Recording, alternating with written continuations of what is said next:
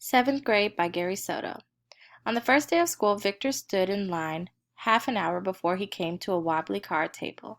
He was handed a packet of papers and a computer card on which he listed his one elective, French. He already spoke Spanish and English, but he thought someday he might travel to France, where it was cool. Not like Fresno, where summer days reached 110 degrees in the shade. There were rivers in France, and huge churches, and fair-skinned people everywhere, the way there were brown people all around Victor. Besides, Teresa, a girl he had liked since they were in catechism classes at St. Teresa's, was taking French too. With any luck, they would be in the same class. Teresa is going to be my girl this year, he promised himself as he left the gym full of students in their new fall clothes. She was cute, and good in math too, Victor thought as he walked down the hall to his homeroom. He ran into his friend, Michael Torres, by the water fountain that never turned off. They shook hands Raza style and jerked their heads at one another in a saludo de vato. "How come you're making that face?" asked Victor. "I ain't making a face, Ese. This is my face." Michael said his face had changed during that summer. He had read a GQ magazine that his older brother had borrowed from the book Mobile and noticed that the male models all had the same look on their faces. They would stand one arm around a beautiful woman and scowl. They would sit at the pool, their rippled stomachs dark with shadow, and scowl. They would sit at dinner tables, cool drinks in their hands, and scowl. "I think it works," Michael said. He scowled and let his upper lip quiver. His teeth showed along the ferocity of his soul. "Belinda Reyes walked by a while ago and looked at me," he said. Victor didn't say anything, though he thought his friend looked pretty strange. They talked about recent movies, baseball, their parents, and the horrors of picking grapes in order to buy their fall clothes. Picking grapes was like living in Siberia, except hot and more boring. "What classes are you taking?" Michael said, scowling. "French. How about you?" "Spanish." "I ain't so good at it, even if I'm Mexican." "I'm not either, but I'm better at it than math, that's for sure." A teeny three-bat bell propelled students into their homerooms. The two friends socked each other in the arm and went their ways. Victor thinking, "Man, that's weird." Michael thinks making a face makes him handsome. On the way to his homeroom, Victor tried a scowl. He felt foolish until out of the corner of his eye he saw a girl looking at him. He thought, maybe it does work. He scowled with greater conviction. In the homeroom, roll was taken, emergency cards were passed out, and they were given a bulletin to take home to their parents. The principal, Mr. Belton, spoke over the crackling loudspeaker welcoming the students to a new year, new experiences, and new friendships. The students squirmed in their chairs and ignored him. They were anxious to go to the first period. Victor sat calmly thinking of Teresa, who sat 2 rows away reading a paperback novel. This would be his lucky year. She was in his homeroom and would probably be in his English and math classes, and of course, French. The bell rang for first period, and the students herded noisily through the door. Only Teresa lingered talking with the homeroom teacher. "So you think I should talk to Miss Gaines?" she asked the teacher. "She would know about ballet." "She would be a good bet," the teacher said, then added, "or the gym teacher, Miss Graza." Victor lingered, keeping his head down and staring at his desk. He wanted to leave when she did so he could bump into her and say something clever. He watched her He watched her on the sly. As she turned to leave, he stood up and hurried to the door, where he managed to catch her eye. She smiled and said, "Hi, Victor." He smiled back and said, "Yeah, that's me." His brown face blushed. Why hadn't he said, "Hi, Teresa," or "How was your summer," or something nice?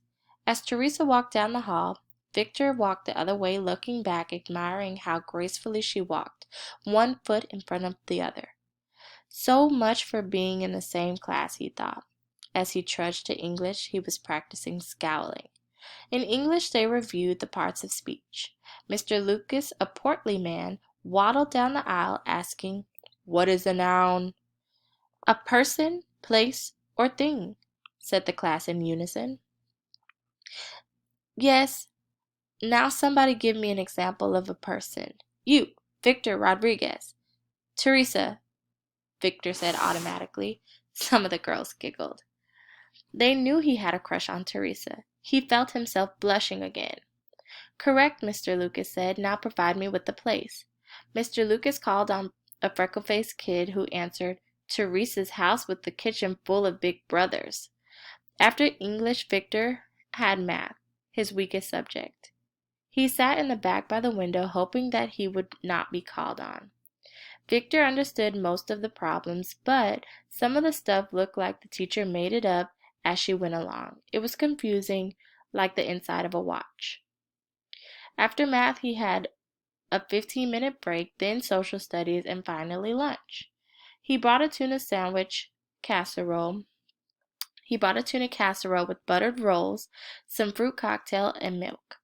He sat with Michael, who practiced scowling between bites. Girls walked by and looked at him. "See what I mean, Vic?" Michael scowled. "They love it." "Yeah, I guess so." They ate slowly, Victor scanning the horizon for a glimpse of Teresa. He didn't see her. She must have brought lunch, he thought, and is eating outside. Victor scraped his plate and left Michael, who was busy scowling at a girl 2 tables away. The small triangle-shaped campus bustled with students talking about their new classes. Everyone was in a sunny mood. Victor hurried to the bag lunch area, where he sat down and opened his math book. He moved his lips as if he were reading, but his mind was somewhere else. He raised his eyes slowly and looked around. No Teresa. He lowered his eyes, pretending to study, then looked slowly to the left. No Teresa. He turned a page in the book and stared at some math problems that scared him because he knew he would have to do them eventually. He looked at the right, still no sign of her. He stretched out lazily in an attempt to disguise his snooping. Then he saw her. She was sitting with a girlfriend under a plum tree. Victor moved to a table near her and daydreamed about taking her to a movie. When the bell sounded, Teresa looked up and their eyes met. She smiled sweetly and gathered her books. Her next class was French, same as Victor's. They were among the last students to arrive in class. So all the good desks in the back had already been taken. Victor was forced to sit near the front, a few tiny desks away from Teresa, while Mr. Bueller wrote French words on the chalkboard. The bell rang, and Mr. Bueller wiped his hands, turned to the class, and said, "Bonjour." "Bonjour," braved a few students. "Bonjour," Victor whispered. He wondered if Teresa heard him. Mr. Bueller said that if students studied hard, at the end of the year they could go to France and be understood by the populace. One kid raised his hand and asked, "What's populace?" The people of France. Mr. Bueller asked if anyone knew French. Victor raised his hand, wanting to impress Teresa. The teacher beamed and said, "Très bien, parlez-vous français?" Victor didn't know what to say. The teacher wet his lips and asked something else in French. The room grew silent. Victor felt all eyes staring at him. He tried to bluff his way out by making noises that sounded French.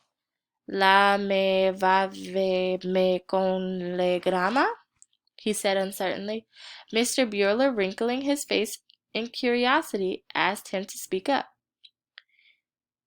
Great rose bushes of red bloomed on Victor's cheeks. A river of nervous sweat ran down his palms. He felt awful. Teresa sat a few desks away, no doubt thinking he was a fool. Without looking at Mr. Bueller, Victor mumbled, "Frenchy, wee wee G in September." Mr. Bueller asked Victor to repeat what he said. "Frenchy, wee wee G in September," Victor repeated. Mr. Bueller understood that the boy didn't know French and turned away. He walked to the blackboard, pointed to the words on the board with his steel-edged ruler. "Le bateau," he said. "Le bateau," the students repeated. "Le bateau est sur l'eau," he sang. "Le bateau est sur l'eau." Victor was too weak from failure to join the class.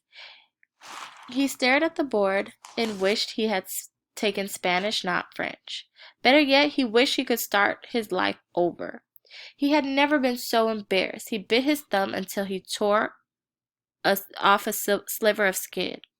The bell sounded for fifth period, and Victor shot out of the room, avoiding the stares of the other kids, but had to return his math book. He looked sheepishly at the teacher, who was erasing the board, then widened his eyes in terror at Teresa, who stood in front of him. "I didn't know you knew French," she said. "That was good." Mr. Bueller looked at Victor, and Victor looked back. "Oh, please don't say anything," Victor pleaded with his eyes. "I'll wash your car, mow your lawn, walk your dog, anything. I'll be your best student, and I'll clean your erasers after school." Mr. Bueller shuffled through the papers on his desk. He smiled and hummed as he sat down to work. He remembered his college years when he dated a girlfriend and borrowed cars. She thought he was rich because each time he picked her up, he had a different car. It was fun until he had spent all his money on her and had to write home to his parents because he was broke. Victor couldn't stand to look at Teresa. He was sweaty with shame. "Yeah, well, I picked up a few things from her movies and books and stuff like that." They left the class together. Teresa asked him if he would help her with French. "Sure, any time," Victor said. "I won't be bothering you, will I?" "Oh, no. I like being bothered."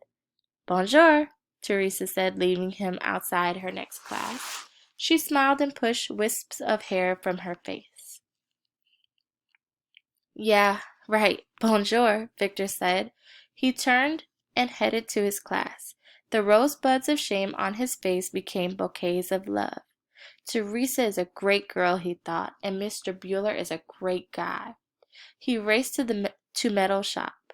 After metal shop there was biology, and after biology a long sprint to the public library where he checked out 3 French textbooks.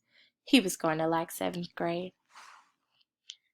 Now please answer number 1, number 2, number 3, number 4. Those 4 questions will correspond with the passage that I just read. If you need to, rewatch the audio or access the actual text so you can reread it for yourself and then answer the 4 questions.